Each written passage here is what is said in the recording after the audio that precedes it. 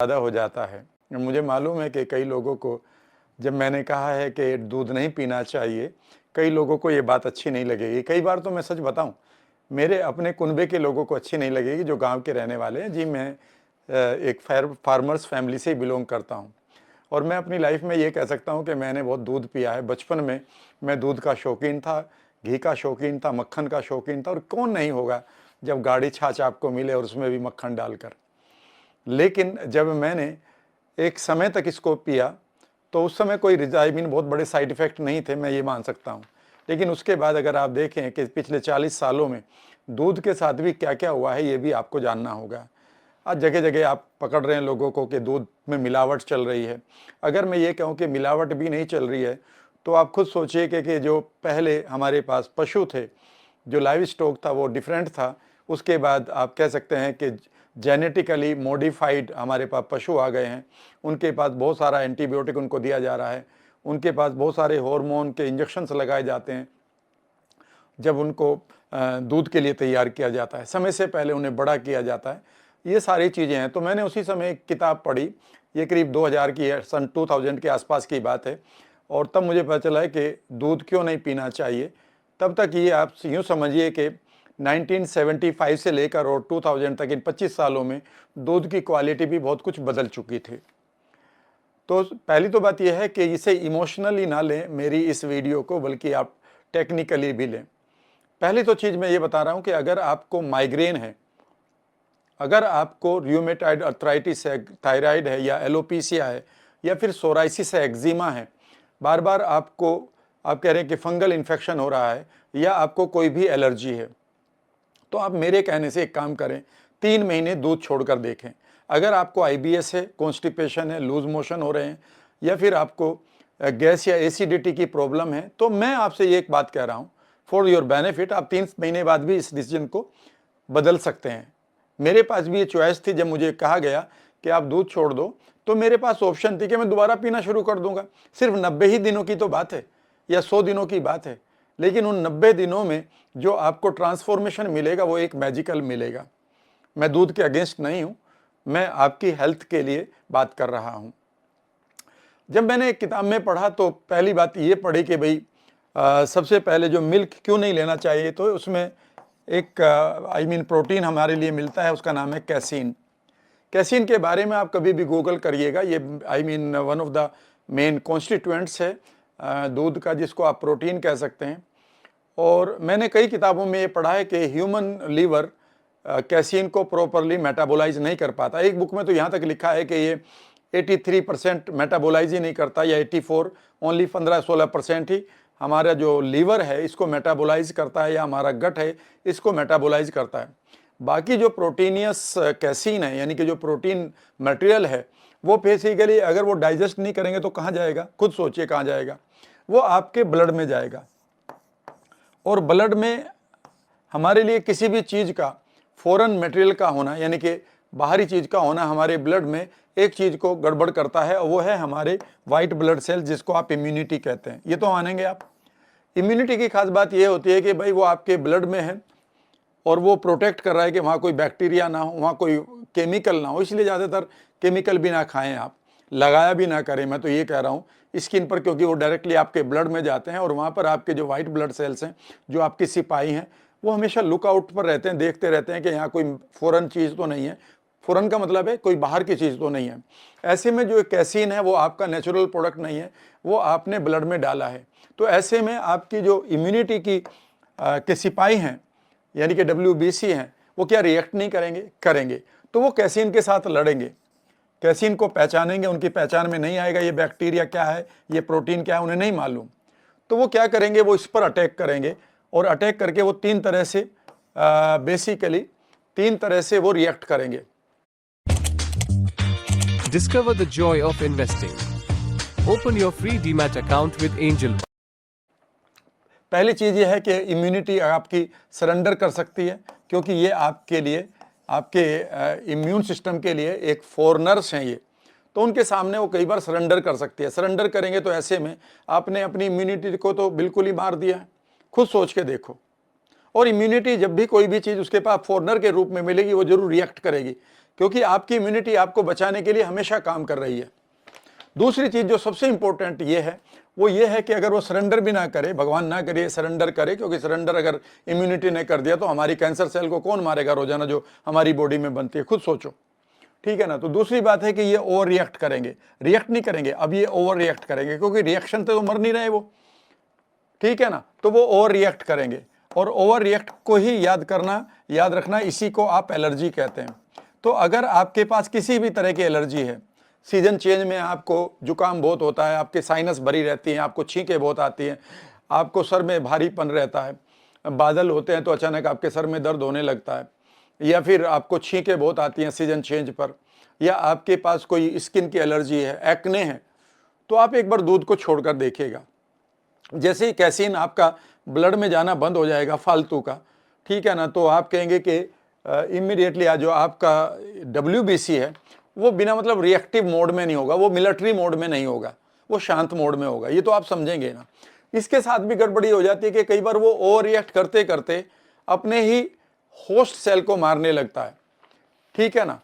मैं एक डॉक्टर से बात कर रहा था, उन्होंने मुझे बताया कि कुछ कैसीन के या वे के, जो वे प्रोटीन भी होती है, कैसीन उसी का पार्ट है, वो कई बार हमारी होस्ट सेल यानी कि कुछ एक सेल से उसकी शक्ल मिलती है। तो जब इम्यून सिस्टम आपके दूध को दूध के प्रोटीन को मार रहा है, तो उसकी शक्ल का अगर कोई भी अंग में हमारा सेल है तो उसको भी अटैक करेगा। फॉर एग्जांपल बीटा सेल्स जो है हमारे पैनक्रिया उसको वो अटैक कर सकते हैं, और डायबिटीज़ 1 यानी कि आपको इंसुलिन की अब जरूरत पड़ सकती है। तो ये सबसे इंपॉर्टेंट ये है कि कई बार ये ऑटो इम्यून डिजीज भी आपको कर देगा। ऑटो इम्यून का मतलब है कि ये कंफ्यूज होकर आपकी इम्यूनिटी आपके अंगों को मार सकती है। तो जब मैंने इस दूध को छोड़ा तो मैंने सिर्फ ये सोचा था कि भाई मैं कहने से 90 दिन के लिए छोड़ देता हूँ, पर दूध में मैंने क्या क्या छोड़ा, दूध और दूध की बनी सभी चीज़ें, उसमें आइसक्रीम भी थी। आइसक्रीम को तो वैसे भी मार्केट की ज़्यादा नहीं खाना चाहिए, क्योंकि उसमें इमल्सीफायर्स होते हैं जो उस आइसक्रीम को हमेशा टाइट रखते हैं, ठीक है ना। वो बहुत खतरनाक है आपकी गट लाइनिंग के लिए, कभी मैं अलग वीडियो बनाऊंगा। सो इमल्सीफायर्स अपने बच्चों को मत दीजिएगा, आइसक्रीम की जमानी है तो घर पे जमाइएगा, और उसमें इमल्सीफायर्स मत डालिएगा, इमल्सीफाइंग ऑब्जेक्ट। ये भी मैं आपके साथ शेयर करूंगा, बहुत सारी चीज़ें आपके साथ शेयर करूंगा, दिल खोल के करूंगा। आप किसी चीज़ को मानते हैं बहुत बढ़िया बात है, नहीं मानते हैं तो भाई देख लो करके, कई बार मानकर देख लो, ये प्रीसपोजिशन पर लेकर चलो।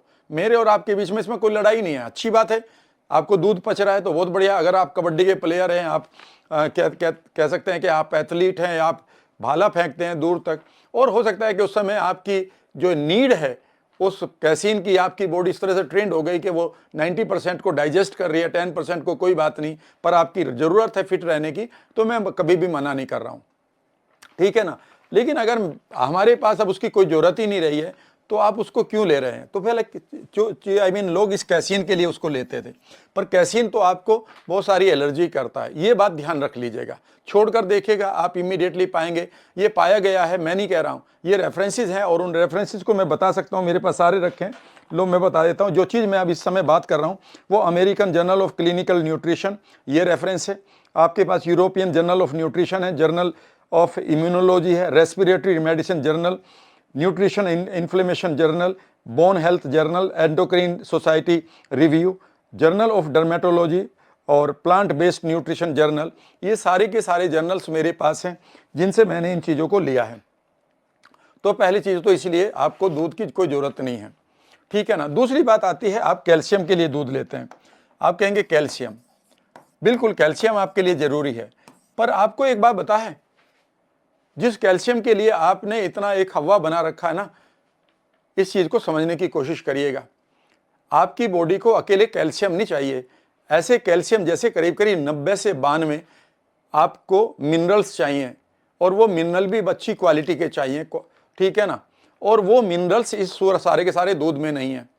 आप calcium is one of the minerals, यानी कि 90 जो 92 आपको मिनरल्स चाहिए, उनके बारे में मैं अलग से वीडियो बनाऊंगा।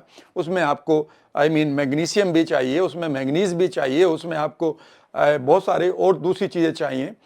याद रखिएगा, उनमें से कैल्शियम एक है। आप ये सिर्फ यही सोच ले कि मैं सिर्फ कैल्शियम ही कैल्शियम लेता रहूँगा, यही तो गड़बड़ हो रही है। कि आप एक प्रोडक्ट को पकड़ लेते हैं कि इससे हड्डियां मजबूत होती हैं। हड्डियां कितनी मजबूत होती हैं इसको भी आप गहराई तक पढ़ेंगे ना तो आप चौंक जाएंगे कि हड्डियों को मजबूत करता है या हड्डियों को तोड़ने का ये काम कर रहा है, ये भी मैं बताऊंगा। फिर भी कैल्शियम को अधिक लेना आपके डॉक्टर ने आपको बताया है क्या? अधिक अगर आप कैल्शियम बहुत ज़्यादा ले रहे हैं तो याद रखिएगा, जब हार्ट अटैक पड़ता है ना तो सबसे पहले कैल्शियम चैनल ब्लॉकर लिखे जाते हैं। जहाँ जहाँ आपके पास कैल्शियम चैनल्स हैं उनको ब्लॉक किया जाएगा, ठीक है ना।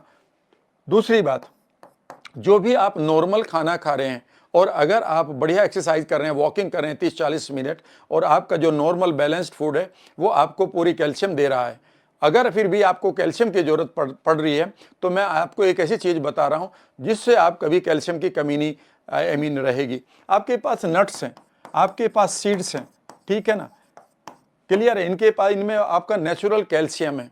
दूसरी बात है आपके पास टर्निप ग्रीन है।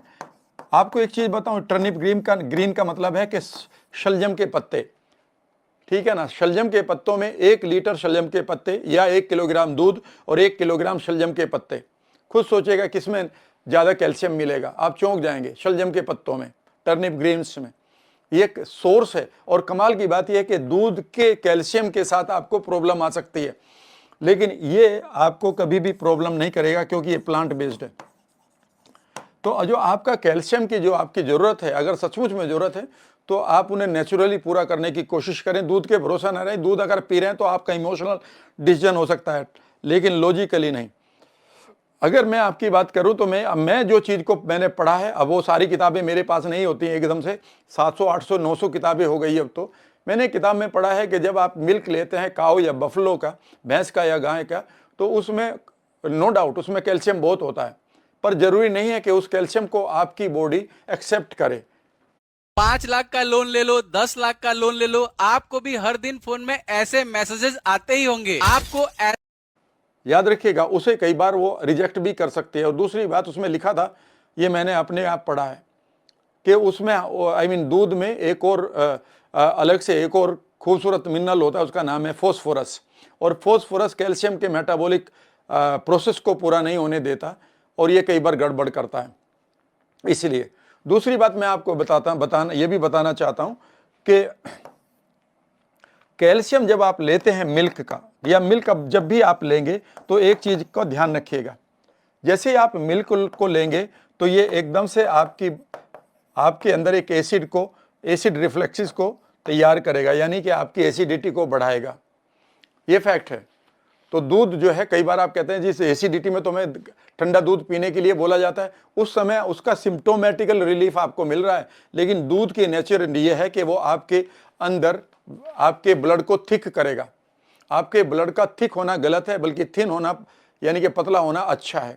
दूसरी बात ये आपके ब्लड को एसिडिक मीडियम देगा, अम्लीय माध्यम देगा, और अम्लीय माध्यम में ही एसिडिक मीडियम में ही सारे बैक्टीरिया पनपते हैं हमारे ब्लड में, और जितने भी हमारे स्टोन बनते हैं, याद रखिएगा, वो सिर्फ और सिर्फ एसिडिक मीडियम में बनते हैं। स्टेफिलोकोकाई जो बैक्टीरिया होता है उसके ऊपर ये कैल्शियम जमा होना शुरू हो जाता है। जब हम उस एसिडिक मीडियम को एल्कलाइन मीडियम कहते हैं, इसी तो डॉक्टर कहते हैं जब आपको स्टोन बनने लगते हैं, यार दूध कम कर दो और ये खीरे टमाटर मत खाओ क्योंकि ये एसिडिक हैं, आप खीरे खाया करो, ताकि आपके ब्लड का जो माध्यम है यानी कि मीडियम है वो एल्कलाइन हो जाए, और एल्कलाइन मीडियम में ये कैल्शियम एक बार फिर घुलने लगते हैं, और घुलते घुलते लास्ट में जो बैक्टीरिया बचता है उसको भी मार देते हैं। तो आपका पहला काम यह है कि आप अपने ब्लड को थिन रखें। इसका मतलब ये नहीं कि कुछ भी खाएंगे तो आपको बॉडी को लगेगा, ये बिल्कुल कॉन्सेप्ट ही आपको गलत बताया गया है। हमारी बॉडी मशीन की तरह काम नहीं करती है। हमारी बॉडी का इंटरनल बहुत कुछ प्रोसेस है, 1 लाख तरह की प्रक्रियाएं चलती हैं आपके गट में, आपके ग्लैंड्स में, आपके हार्मोन में, आपके सेंसर इतने भरे पड़े हैं आपकी बॉडी में। एक मच्छर ऊपर काट लेता है, इसका तो आपको पता चल जाता है। इंटरनल वर्ल्ड में कितने सेंसर लगे हुए हैं जो अपने होम्योस्टेटिस को यानी कि अपनी खूबसूरत दशा को बनाए रखना चाहते हैं। उसमें याद रखिएगा ये एनिमल प्रोडक्ट है, पहले तो ये समझ लीजिए ये वेज नहीं है, ये एनिमल प्रोडक्ट ही है, जैसे बाकी एनिमल प्रोडक्ट होते हैं, ये एनिमल सेल्स ही हैं। तो जरूरी नहीं है कि इसको हर एक आदमी की बॉडी एक्सेप्ट करे। आप कह सकते हो मेरी तो एक्सेप्ट कर रही है, भैया एक्सेप्ट कर रही है तो इसमें हम यही कह सकते हैं कि it would be your decision. But अगर आपके पास एक्सेप्ट करने के बाद भी आपकी ओबेसिटी बढ़ रही है, आपका बीपी बढ़ रहा है, एसिडिटी पर कॉन्स्टिपेशन या डायरिया बढ़ रहा है, आपको म्यूकस बहुत बन रहा है, आपको अगर नज़ला जुकाम या आपकी साइनस रहती है, तो मेरे कहने से एक बार 90 दिन के लिए इसे छोड़कर देख लो। 90 दिन के लिए मैंने ये डिसीजन लिया था, उसके बाद मुझे जो फ़ायदा मिला है वो अनलिमिटेड है। और मैं ये कह सकता हूँ कि यह एंटी एजिंग है। मेरा दूध का छोड़ना मेरी एंटी एजिंग प्रोसेस का एक प्रक्रिया थी, एक हिस्सा थी। ठीक है ना। तो याद रखिएगा, जब आपका ब्लड या आपकी बॉडी का माध्यम एसिडिक हो जाता है तो आपकी बॉडी क्या करती है, इसे दोबारा एल्कलाइन बनाना शुरू करती है। एल्कलाइन यानी कि इसे क्षारीय बनाना शुरू करती है, क्योंकि एसिडिक मीडियम में आपकी बॉडी खुश नहीं है। इसे एल्कलाइन बनाने के लिए उसे कैल्शियम चाहिए, समझ रहे हो, उसे कैल्शियम चाहिए। अब वो कैल्शियम कहाँ से लेगी? तो पहले आपकी इमीडिएटली आपकी बॉडी में से वो जो सेल हैं, वहाँ पर जो भी कैल्शियम पड़ी है, करीब 1% कैल्शियम आपकी बॉडी में सेल्स में पड़ी है, तो वो उसको यूटिलाइज कर लेती है। अब आपकी बॉडी में किस चीज़ की कमी है? कैल्शियम की। और अगर बॉडी के अंदर कैल्शियम की कमी है तो वो कहाँ से पूरा करेगी? समझने की कोशिश करिएगा, वो आपकी हड्डियों से पूरा करेगी। इसलिए अब आप नई रिपोर्ट पढ़िएगा कि दूध जो है ऑस्टियोपोरोसिस और हड्डियों के टूटने का एक बड़ा कारण है। इसीलिए विदेश के लोग भी या एथलीट भी दूध को छोड़ रहे हैं। आप ये भी देखेगा कि दूध हमारे नॉर्थ इंडिया में सबसे ज़्यादा पिया जाता है, साउथ में सबसे कम पिया जाता है। और देखिएगा कि दोनों जगह पर मोटापे का क्या हाल है और दोनों जगह पर हार्ट अटैक का क्या हाल है, ये अपने आप ढूंढिएगा एंड आप चौंक जाएंगे। ठीक है ना। दूध के अलावा और दूसरी बातें जो मैं आपके साथ शेयर करने जा रहा हूं वो ये है कि जो मैंने एक किताब में पढ़ा, वो किताब में तो इवन ये भी लिखा था कि एक डॉक्टर ने कई सौ लोगों को 3 साल तक 3 से 5 गिलास दूध पिलाया और 3 साल बाद पाया गया कि उन लोगों के पास 2 चीज़ बड़ी पाई गई। एक, उनके अंदर कैल्शियम की कमी थी और दूसरा, उनके पास एलर्जीज थी। इवन एक बुक में मैंने ये पढ़ा कि अगर आप अपने बच्चों को दूध पिला रहे हैं तो कई बार वो हॉरिजॉन्टली फूलना शुरू कर बड़े होने शुरू हो जाएंगे, न कि वर्टिकली, जबकि आपके बच्चों को वर्टिकली बड़ा होना था। इसके अलावा दूसरी जो प्रॉब्लम आने जा रही है, उससे पहले मैं और भी चीज़ बता देता हूँ। जैसा कि मैंने एक वीडियो में बताया था कि भाई आपका जो एनिमल है उसका बच्चा, जिस बच्चे के लिए वो दूध बना है, सोचने की कोशिश करिएगा वो आपके लिए कैसे ठीक हो सकता है कि उस बच्चे का जो है 60 to 70 पाउंड उसका वेट होता है। आपका कितना होता है? 6 to 8 पाउंड। यानी कि आपका और उसका कैसे एक हार्मोन हो सकता है? खुद सोचिएगा कि आपकी बॉडी की रिक्वायरमेंट क्या है और उसकी क्या है। वो बच्चा 2 साल में मैच्योर हो जाता है, उसका भैंस का या गाय का। मैं और आप 21 साल में मैच्योर होते हैं अगर हम प्रॉपरली देखें तो। उनकी लाइफ 8 साल है और हमारी 80 साल है। ठीक है ना। कमाल की बात यह है कि उनको भी लाइफ लॉन्ग ये दूध नहीं चाहिए, उनको भी सिर्फ कुछ 3-4 महीने के लिए, 5 महीने के लिए चाहिए, इससे ज़्यादा नहीं।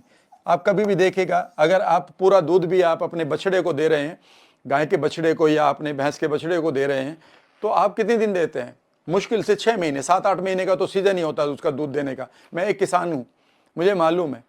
उसके बाद तो उसको चारा खिलाते हैं हम, जो ग्रीन है चारा खिलाते हैं, और वो उस दूध को कभी नहीं पीता। दूसरे सीजन में वो पीता है। आप कहेंगे नहीं, दूसरे सीजन में तो वो आपकी गाड़ी में सामान ढो रहा होता है, यानी कि उसको ही जरूरत नहीं इसकी। ये मैं कह रहा हूं।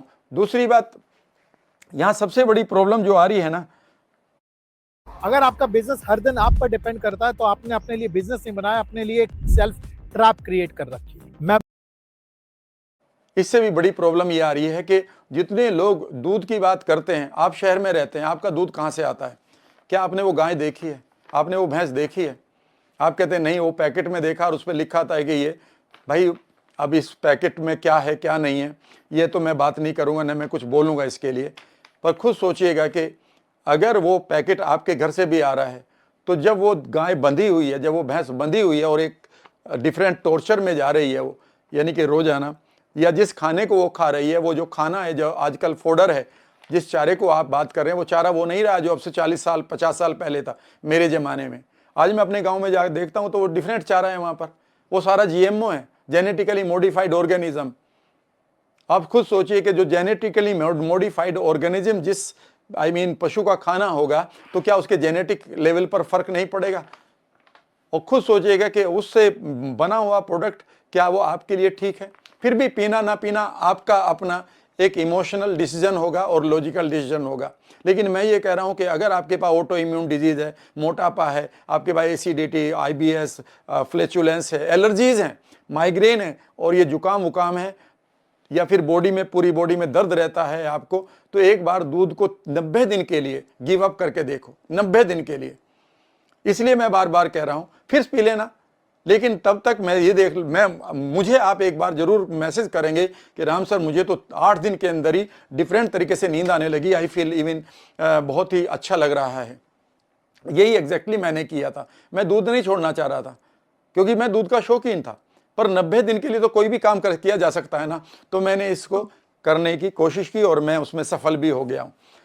दूसरी बात यह है कि आज हमारे पशुओं में इतने सारे हार्मोनल इंजेक्शन लगाए जा रहे हैं।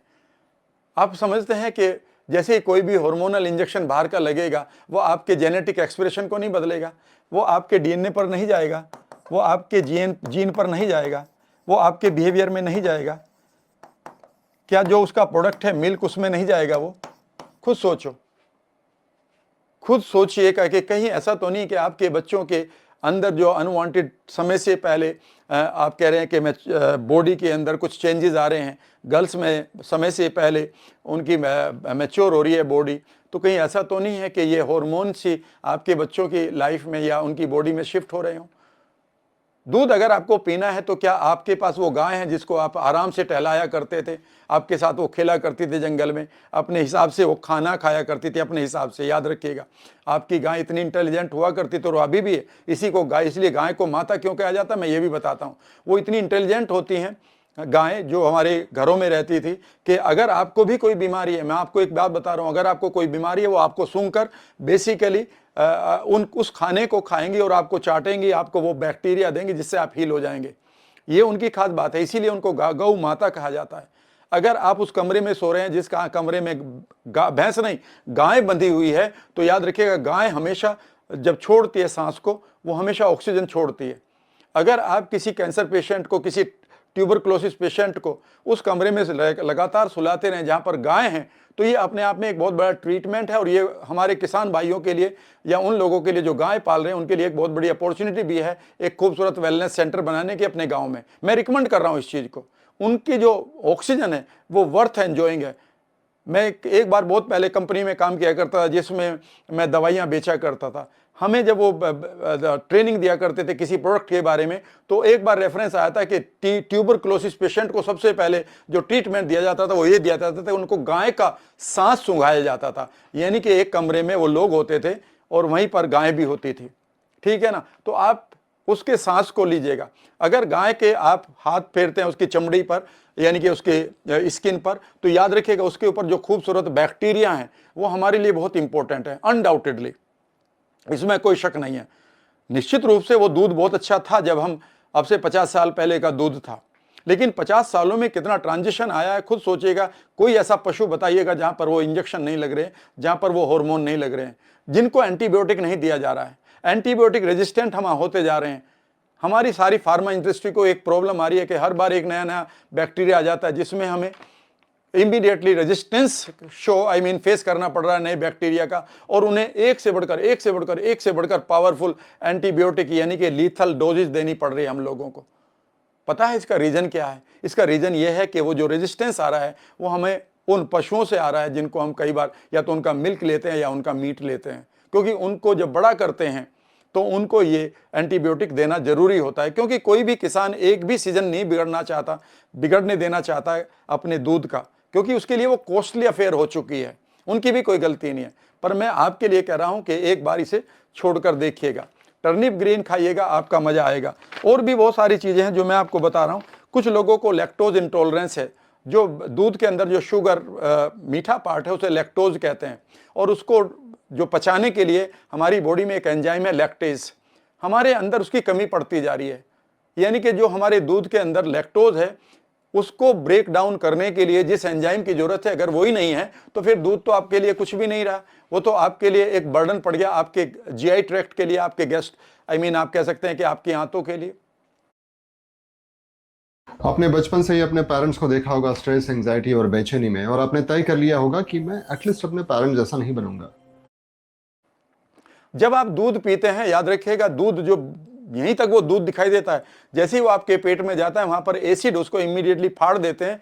और आपने कभी देखा ना कि दूध का जो वो चीज बनता है खिंचा हुआ, वो बिल्कुल वही प्रोडक्ट बन जाता है जो एक तरह से हमारे आंतों के लिए बहुत बहुत कई बार अच्छा नहीं होता। म्यूकस फॉर्म में वो जमा हो जाता है। अगर आपके पास एसिड कम है उस समय और आप दूध पी रहे हैं, तो एक चीज मैं आपको बता रहा हूं, ये कभी भी गट एंड हीलिंग में पढ़ लीजिएगा।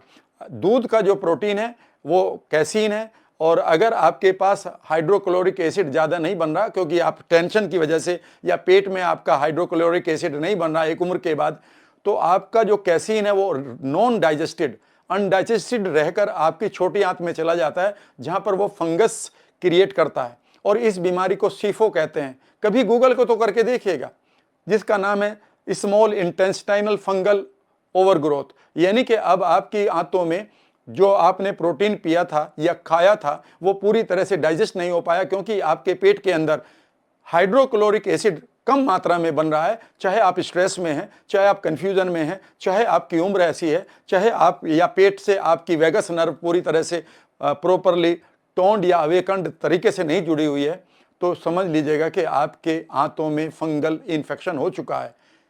और उसका नतीजा ये है कि कई बार आप रेक्टल इचिंग या वेजाइनल इचिंग या फिर एक्जिमा या फिर आपको डैंड्रफ या फिर आपको यूटीआई जैसी बहुत सारी या आरटीआई जैसी बहुत सारी प्रॉब्लम आपको हो रही है। इसलिए मैं कह रहा हूं, अगर आपको पच रहा है और ये आपका इमोशनल डिसीजन है तो बिल्कुल आप नाराज ना होइए, आप पी सकते हैं। लेकिन अगर एक बार छोड़कर देखेंगे तो आपका गट एकदम से ऐसा लगेगा कि मानो उसे एक नया जीवन मिल गया हो। आप एंटी एजिंग प्रोसेस में एंजॉय कर रहे होंगे लाइफ को। इसके बाद इसमें यह भी लिखा है कि हमारा जो कैसीन है वो सिर्फ ब्लड में ही नहीं जाता, बल्कि वो हमारी आंतें हैं, जहां पर हमारे आंतों में डाइजेशन शुरू होता है, वहां पर भी ये गड़बड़ करता है। गड़बड़ इसलिए करता है कि जो कैसीन है वो बहुत इंपॉर्टेंट प्रोटीन है और उसको ब्रेक डाउन ही नहीं कर पाता हमारा हाइड्रोक्लोरिक एसिड कई बार, और वो अनडाइजेस्टेड वे में ही हमारी आंतों में घूमता रहता है और वही फिर हमारे ब्लड में शिफ्ट हो जाता है। तो वो ब्लड को ही खराब नहीं कर रहा, वो आपकी इम्यूनिटी को ही बिना मतलब तंग नहीं कर रहा, बल्कि आपके डाइजेस्टिव पार्ट को भी गड़बड़ कर रहा है। और मैंने एक वीडियो में बताया है कि अगर आपका कोई भी चीज जो आपके आंतों में अनडाइजेस्टेड पड़ी है तो आपकी आंतों के जो सेंसर हैं उसको वो पकड़ लेते हैं और इमीडिएटली वो कई बार आपके माइंड को खबर देते हैं कि वी आर नॉट ओके, और आपका माइंड भी उसे फॉलो करता है। माइंड एंड गट कनेक्शन की जो मैं सीरीज लेकर आया हूं उसे भी आप एंजॉय करिएगा, पढ़िएगा। यही जो रेफरेंस मैं दे रहा था, जो मैंने नोट्स बनाए, तो उसमें यह भी देखा कि याद रखिएगा इससे जो मिल्क है वो बहुत सारे लोगों के लिए एक ऐसा फूड है जिससे म्यूकस फॉर्मेशन बहुत ज़्यादा होती है। अब सोचिएगा कि अगर आपकी म्यूकस फॉर्मेशन ज़्यादा हो रही है तो कई बार ये म्यूकस फॉर्मेशन आपको एलर्जी और अस्थमा जैसी डिजीज कर देती है। आप एक बार फिर छोड़कर देखिएगा इसको, शायद आप अस्थमा अगर आपको है, दमा या एलर्जी है, तो एक बार छोड़कर देखिएगा 2-3-4 महीने के लिए, एंड सडनली आप पाएंगे कि जो आपकी इंटेंसिटी है पेन की, इस बीमारी की, तो वो रिड्यूस ही नहीं हो रही है, बल्कि आप भूल जाएंगे कि ये कब मुझे अटैक पड़ा था इसका, अस्थमा का। It is so important for you. इसके अलावा जो बोन हेल्थ की बात थी वो मैंने बता ही दी है, ठीक है ना, कि अगर आप बोन्स को एंजॉय करना चाहते हैं बढ़िया, तो आप गर्नी सीड्स लीजिए, नट्स लीजिए, ग्रीन टर्निप लीजिए वहाँ से, और लीफी ग्रीन जितने भी हैं, यानी कि ग्रीन पत्तेदार सब्जियां जो अगर वो अच्छी मिल रही हैं तो, नहीं तो आप बहुत सारे सीड्स हैं, बहुत सारे ऐसे हमारे पास नट्स है जिसमें नेचुरल कैल्शियम आपको मिलती है और वो आपके डाइजेस्टिव ट्रैक्ट के लिए भी कोई नुकसान नहीं दे रही है। हार्मोन की मैंने बात कर ली है। और एक चीज़ और फिर मैं दोहराना चाहूँगा कि जो हमारे पशुओं को एंटीबायोटिक लगाए जाते हैं वो भी फॉरेन मटेरियल ही हैं, और वो दूध के सहारे हमारी बॉडी में आ जाते हैं और हमारी बॉडी भी रेजिस्टेंट हो जाती है इन एंटीबायोटिक्स के लिए। इसलिए ज़रूरी है कि आप एक बार कोशिश करें अपने गट और बॉडी को, माइंड को बढ़िया करने के लिए, क्योंकि जो मैं अब आपको देने जा रहा हूँ वो सिर्फ यही नहीं है कि किसके क्या फ़ायदे हैं। मैं चाहता हूँ कि आप यंग रहें, लंबी उम्र जिएँ, हेल्दी रहें, स्लिम रहें, फिट रहें और खूब पैसा कमाएं। अपना ध्यान रखिएगा। क्या लगा इस वीडियो में आपको लिखिएगा ज़रूर, और अपना आगे भी ध्यान रखते रहिएगा। धन्यवाद।